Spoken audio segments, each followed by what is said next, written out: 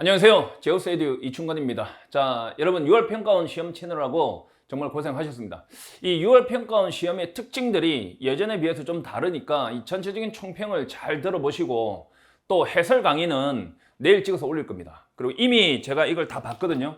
이걸 전체적으로 보면서 어떻게 출제됐는지 거의 파악이 끝났어요. 파악이 끝났고 그래서 총평을 할 거고 앞으로 어떻게 공부를 할지에 대해서 설명을 해 드리겠습니다. 자, 한번 보시면요.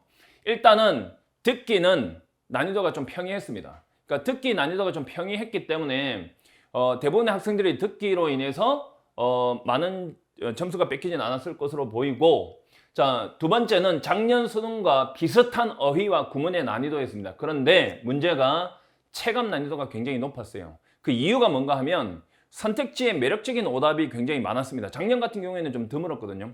재작년인 경우에는 1등급이 한 12% 됐는데 작년에는 1등급이 6%밖에 안 됐죠. 하지만 왜 6%밖에 안 됐는지를 학생들이 잘 몰라요. 그러니까 EBS에 대한 EBS 출제 안 됐어요. 간단히 말해서 EBS를 간접 연계라고 했는데 하나도 안 나오죠. 그 지문이 다 뒤집어 다른 걸로 바꿔내니까. 그래서 좀 지문에 대한 친숙도가 떨어지고 혼자서 이제 문제를 해결해야 되니까 체감 난이도가 굉장히 높았다고 볼 수 있을 겁니다. 그리고 어법은 좀 평이했습니다. 그러니까 기본적으로 그러니까 관계대명사 되게 쉽잖아요. 그러니까 거기에 관련된 것만 딱 알면 답이 바로 나왔을 것이고, 밑에 4번인가 뭐 other things being equal 이런 건 작년 수능에 나왔던 거거든요. 그래서 어법도 좀 평이했고 어휘문항도 좀 평이했고 33번과 34번이 조금 생각을 필요로 하는 거라서 내가 해설을 해드릴 테니까 왜 여러분의 생각이 잘못됐고 내가 맞는지, 어떻게 속임수에서 벗어나는지, 시험장에서 어떻게 시험을 치는지 내가 확실하게 해설을 해드릴게요. 알겠죠? 그리고 순서 문장 삽입 같은 경우에 37번과 39번이 좀 어려웠는데 그 이유가 있어요. 왜 어려웠나 하면 논리 전개가 일반적이지 않은 경우가 있었어요. 그러니까 대조 잡아놓고 바로 뒤에 정답이 있는데 또 대조를 만들고, 또 문단의 가장 후반부에 보면은 보통 중심 내용과 관련이 되어 있거든요. 그럼 후반부에 대조 나오면 거의 그거 가지고 답을 찍으면 되는데 이번에 그걸로 안 돼요. 그리고 순서 잡기 같은 경우에도 대조 장치가 나와야 되는데 대조 장치가 뺐는지 또는 나오지 않고 생뚱맞게 싹 뒤집히는 경우가 있어요. 그래서 아마 체감 난이도가 좀 높았다고 볼 수 있습니다. 그런 문제를 어떻게 해결하는지 내가 해설하면서 알려드릴 거고, 그리고 마지막에 내가 이야기했죠. 아까 이야기했죠. 특이한 지문의 논지 전개 방식이라는 거예요. 이유가 뭔가 하면은 대조가 들어가야 될 자리에 but 이런 게 없어요.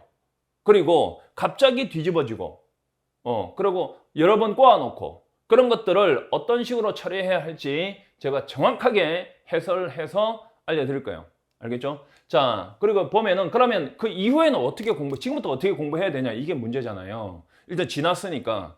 자, 4등급 이하가 있어요. 4등급 이하는 진짜 영어를 잘 못하는 거예요. 영어 자체를. 그래서 아까 내가 듣기가 좀 평이한 난이도라고 했지만은 그건 들리는 경우에 해당되는 거고, 일단 들려야 될 거 아니에요. 이거 영어 듣기는 진짜 받아쓰기 좀 하면서 내가 강의하는 거 한 달만 따라가도 이게 진짜 다 들리거든요. 그래서 그거 듣기하고 어휘부터 공부를 하세요. 그리고 어법과 구문의 해석 개념 학습이 필요합니다. 이게 왜 개념 학습이 지금 필요한가 하면은, 여러분 그 EBS에서 연계를 많이 할 때는요 지문에 대한 친숙도가 높았어요. 어디서 본 지문이야. 그러니까 문제를 좀 꼬아서 내더라도 어차피 봤던 내용이니까 좀 덜 헷갈린단 말이에요. 그런데 이게 간접 연계로 지문 친숙도가 없어요. 그러니까 간접 연계라는 게 무슨 말인가 하면, 예를 들어서 뭐 지구 온난화에 대해서 이야기한다 하면 우리가 EBS에서 봤던 내용과 전혀 다른 내용이 나와요. 지구 온난화라는 제목만 같아요. 그러니까 생판 처음 보는 지문이니까 아니 문장 해석 자체가 안 되는 거예요. 그리고 이해를 잘 못해요. 처음 보는 지문이니까. 그래 내가 늘 이야기하는 게 영어라는 것은 배경 지식으로 푸는 게 아니다고 내가 옛날 메가스터디 있을 때부터 맨날 얘기했죠. 배경 지식으로 푸는 게 아니라 처음 보는 지문이라도 내가 읽고 이해할 수 있는 능력이 필요하다. 근데 EBS 연계하는 바람에 학생들 실력이 다 떨어졌잖아요. 그래서 거기에 대한 그 문제점에 대한 해결책으로 이거 간접 연계 해버린다, 직접 연계 안 한다 하니까 이제 다 무너진 거죠. 그래서 개념 학습이 필요합니다. 그리고 수능 난이도를 예측하지 마세요. 왜 난이도를 예측하지 마라 하냐면, 작년 같은 경우에도요. 그러니까 예를 들어서 6월과 9월에 순서 잡기가 대단히 난이도가 높았다. 그러니까 오답률이 높았는데 실제로 11월 달에 가서 시험 치면 순서 삽입 뭐 이런 게 난이도가 제일 낮아요. 이런 식으로 난이도도 예측을 못하게 만들었어요. 충분히 그럴 수 있죠. 그래서 3등급 이하라면 이제 어떻게 공부해야 될지 잘 모르잖아요, 사실은. 그래서 개념 학습부터 하는 게 맞아요. 시간이 많이 걸릴 것 같지만은 한 3개월에서 4개월만 집중적으로 파잖아요. 그러면 충분히 1등급 받고도 남아요. 그만큼 범위가 정해져 있기 때문에 범위가 정해져 있다는 게 좀 생뚱맞죠. 왜? 방법을 알면 범위가 정해져 있는 거나 마찬가지죠. 그런 식으로 공부를 해야 됩니다. 그러면 자 보세요. 내가 이 두 개로 나눴는데 재학생들, 수시를 준비하는 재학생들과 N수생 어떻게 공부해야 될지 이렇게 해놨어요. 이제 재학생들은 7월, 8월 사이에 그걸 치잖아요. 내신 시험을 치잖아. 그래서 막 공부를 해 나갈 수가 없어요.